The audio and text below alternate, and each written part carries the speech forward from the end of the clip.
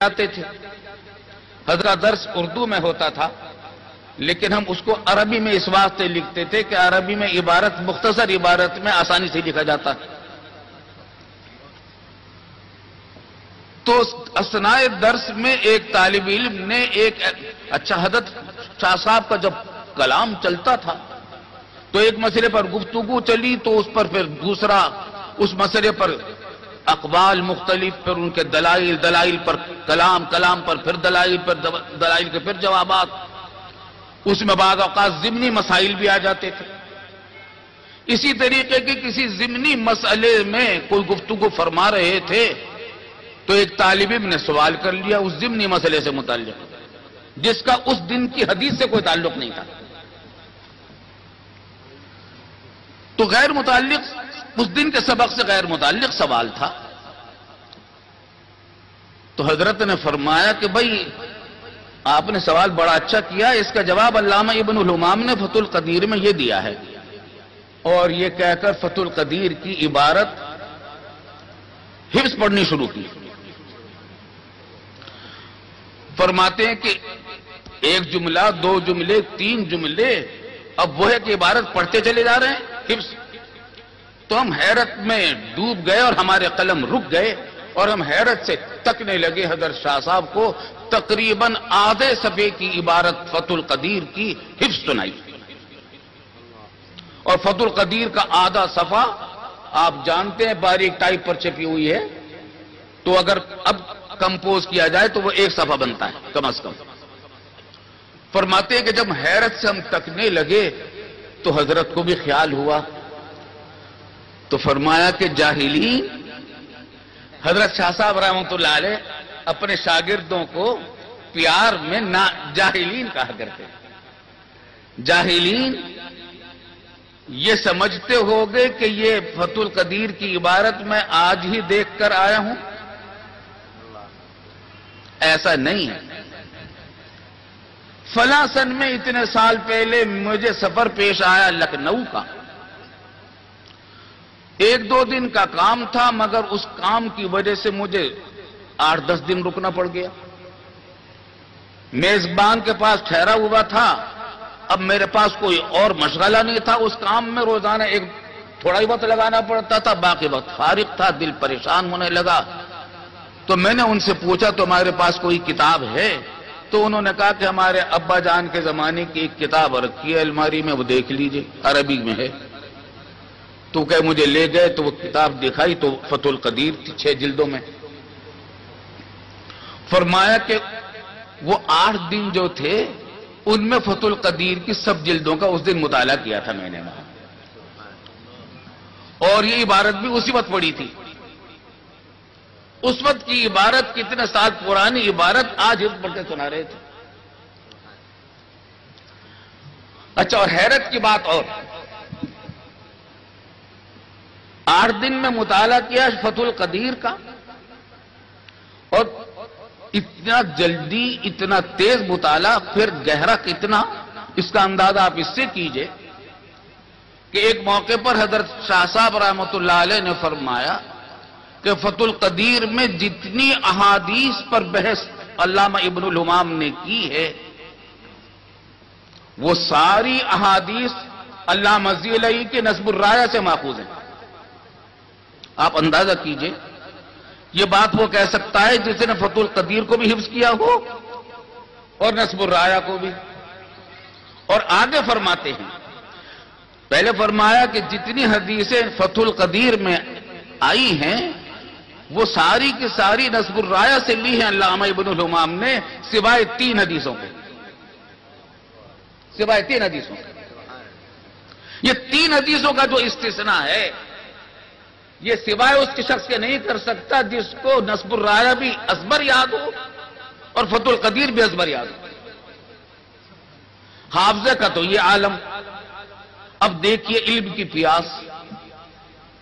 والد صاحب رحمۃ اللہ علیہ فرماتے تھے کہ میرے استاد علامہ شبیر احمد صاحب عثمانی راوی ہیں اس واقعے کے کہ جب حضرت شاہ صاحب رحمۃ اللہ علیہ مرض وفات میں تھے تو سب کو ہر وقت فکر لگی ہوئی تھی کہ پتہ نہیں کب یہ حادثہ پیش آ جائے گا. تو ایک رات میں اخیر شب میں یہ شہرت ہو گئی دیوبند میں کہ حضرت کی وفات ہو گئی۔ علامہ شبیر احمد صاحب عثمانی رحمۃ اللہ علیہ فرماتے ہیں کہ میں بے چین ہو کر نکلا تو حضرت شاہ صاحب رحمۃ اللہ علیہ کا مکان محلہ خانقاہ میں تھا، دارالعلوم دیوبند کی بستی سے قدر باہر بالکل کنارے پر۔ فرماتے ہیں کہ وہاں پہنچا تو دور سے دیکھا کہ حضرت کے مردانہ کمرے میں لائٹیں جل رہی، بجلی تو ہوتی نہیں تھی اس زمانے میں، روشنی، اس سے میرا ماتھا اور ٹھنکا کہ خبر صحیح معلوم ہوتی ہے۔ لیکن جا کر میں نے جو السلام علیکم کہا استئذان کے لیے، اجازت لینے کے لیے، تو اندر سے حضرت کی آواز آئی کہ آ جاؤ۔ اندر جا کر جو دیکھا تو منظر یہ تھا کہ مصلی پر بیٹھے تھے، ہاتھ میں فتاوی شامی تھی رد المحتار، اور لائٹین کے سامنے دو زانو بیٹھے جھکے ہوئے اس پر مطالعہ کر رہے تھے شامی کا۔ علامہ شبیر احمد صاحب عثمانی کو حیرت ہوئی کہ اتنے سخت بیمار ہیں اور اس وقت اس طریقے سے مطالعہ فرما رہے ہیں۔ اچھا، ہمیشہ حضرت شاہ صاحب رحمۃ اللہ علیہ کبھی ٹیک لگا کر مطالعہ نہیں فرماتے تھے۔ والد صاحب رحمۃ اللہ علیہ فرماتے ہیں کہ ہمیشہ کتاب کے تابع ہو کر بیٹھتے تھے، تو یوں جھک کر مطالعہ فرما رہے تھے۔ تو علامہ شبیر احمد صاحب عثمانی فرماتے ہیں کہ میں نے سلام کیا، خیریت پوچھی، پھر عرض کیا کہ حضرت ایک بات سمجھ میں نہیں آئی۔ فرمایا کیا؟ کہتے میں نے عرض کیا کہ حضرت یہ بات سمجھ میں نہیں آئی کہ اس وقت میں آپ کو کون سا ایسا مسئلہ پیش آ گیا تھا جس کا حکم آپ کو معلوم نہیں تھا، اور اگر کوئی ایسا مسئلہ پیش آ گیا تھا تو ہم غلام کہاں مر گئے تھے، آپ ہمیں حکم دے دیتے، آپ کو نکال کر دکھا دیتے، عرض کر دیتے۔ یہ بات سمجھ میں نہیں آئی۔ تو فرماتے ہیں کہ حضرت کا مزاج یہ تھا کہ بھول پن بہت تھا، اس قسم کی بات کا کوئی جواب ذرا جلدی نہیں دیتے تھے۔ کہتے تکنے لگے میرے چہرے کو اور پھر فرمایا کہ بھائی یہ بھی ایک بیماری ہے، یہ بھی ایک بیماری ہے۔ مسئلہ کوئی تلاش کرنا نہیں تھا، سارے معلوم تھے، لیکن مطالعے کے بغیر چین نہیں آتے تھے۔ تو ان حضرات کا ایک خاص وصف یہ تھا کہ حاصل شدہ علم پر کبھی ان حضرات نے قناعت نہیں کی۔ والد صاحب رحمۃ اللہ علیہ فرماتے تھے کہ ایک زمانے میں فرمانے لگے کہ دیکھو قدیم فلسفہ تو اب قدیم ہو گیا، جدید فلسفہ بھی پڑھنا چاہیے۔ چنانچہ والد صاحب رحمۃ اللہ علیہ فرماتے تھے کہ ہمیں جدید فلسفہ بھی حضرت نے پڑھا ہے۔ تو یہ علم کی پیاس تھی جو بزرگان دیوبند میں الحمدللہ پائی گئی، اور خصوصیت کے ساتھ تھی۔ یہ خاص خصوصیت تھی دارالعلوم دیوبند کے ان اکابر کی۔ اور دوسری خصوصیت کہ علم کی گہرائی اور وسعت کے ساتھ ساتھ، علم ظاہر کی گہرائی اور وسعت کے ساتھ ساتھ باطن کی اور روحانیت کی تربیت، یہ ان کا خاص وصف امتیازی تھا۔ اور ان حضرات کا اخلاص، تواضع، تقوی ایسا تھا کہ اس کے حیرتناک واقعات در حقیقت صحابہ کرام کی یادوں کو تازہ کرتے ہیں۔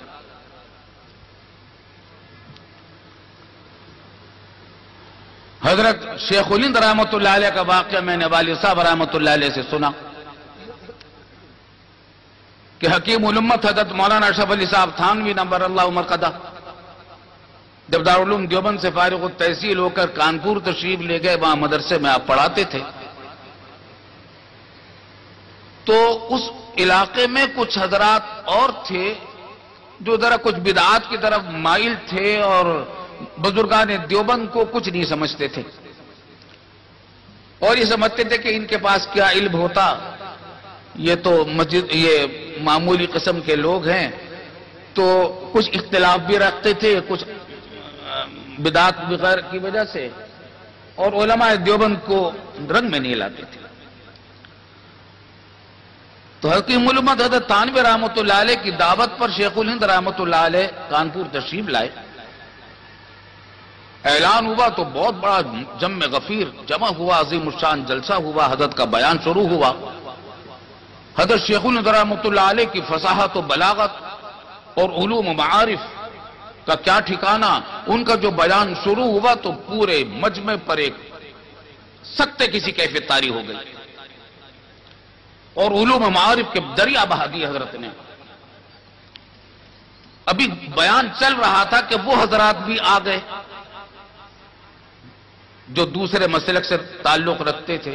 اس زمانے میں مسلکوں کے درمیان اتنی منافرت نہیں تھی کہ ایک دوسرے کے جلسوں میں شریک نہ ہو.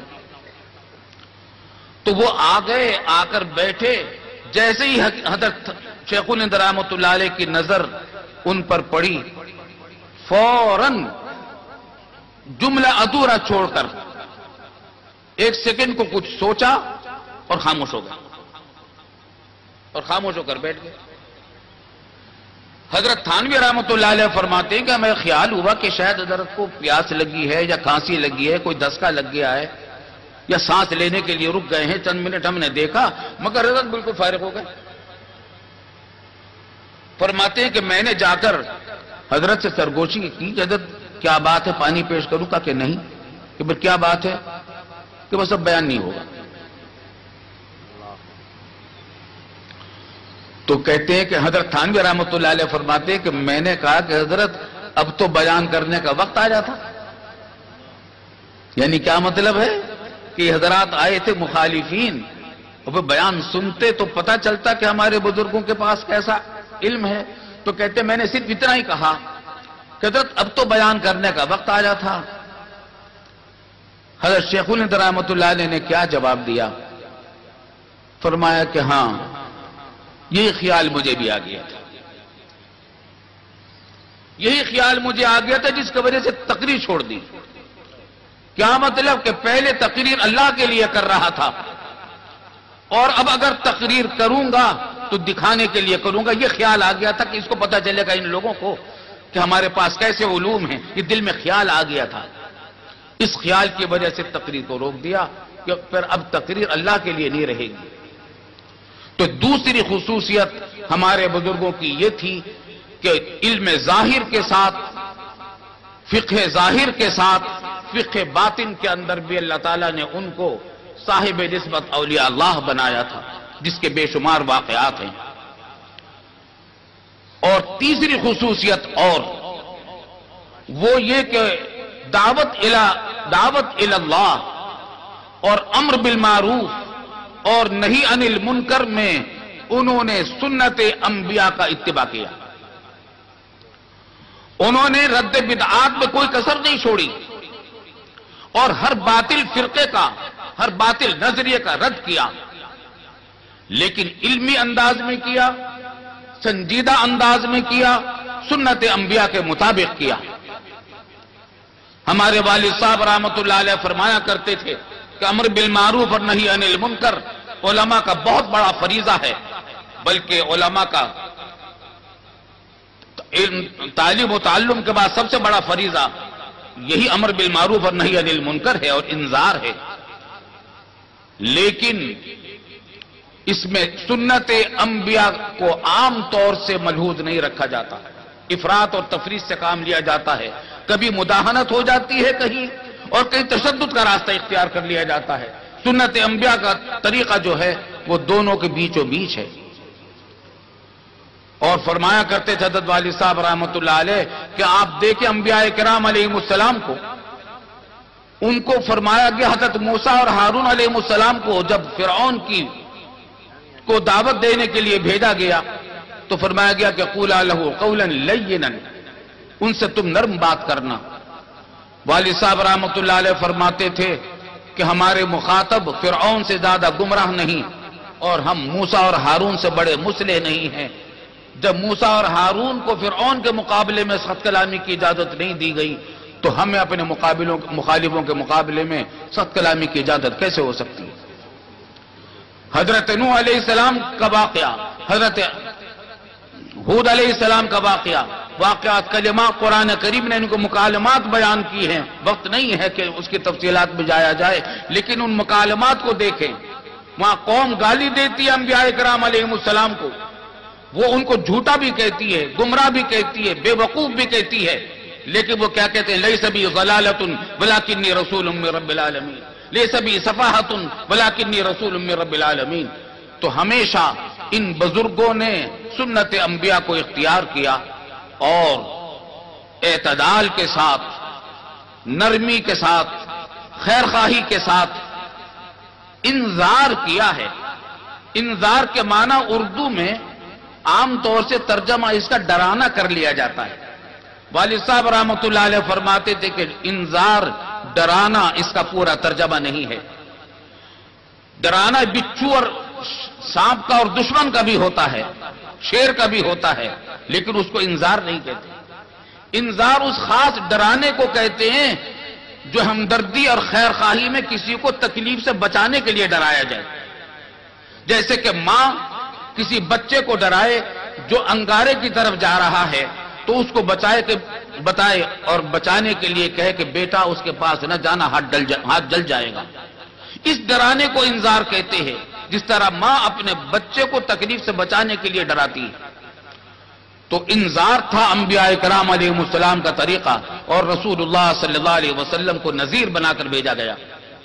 وَلِيُنذِرُوا قَوْمَهُمْ، سورہ توبہ کی جس آیت کو میں نے پڑھا تھا اس کے اندر یہی فریضہ علماء کرام کا بتایا گیا ہے کہ وہ انذار کرے قوم کو، اور انذار کے معنی وہی ہیں کہ خیر خواہی کے ساتھ، نرمی کے ساتھ ان کو اللہ کے عذاب سے بچانے کی کوشش کی جائے۔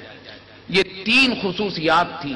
ایک، علم کو ہمیشہ زیادہ بڑھانے کی کوشش، دوسرے ظاہر اور باطن دونوں میں سنت اور قرآن و سنت کا اتباع، ظاہری اعمال میں بھی اور باطنی اعمال میں بھی، اور تیسرے یہ کہ انذار جو علماء کرام کا فریضہ ہے اس میں انہوں نے سنت انبیاء کرام کو اختیار کیا۔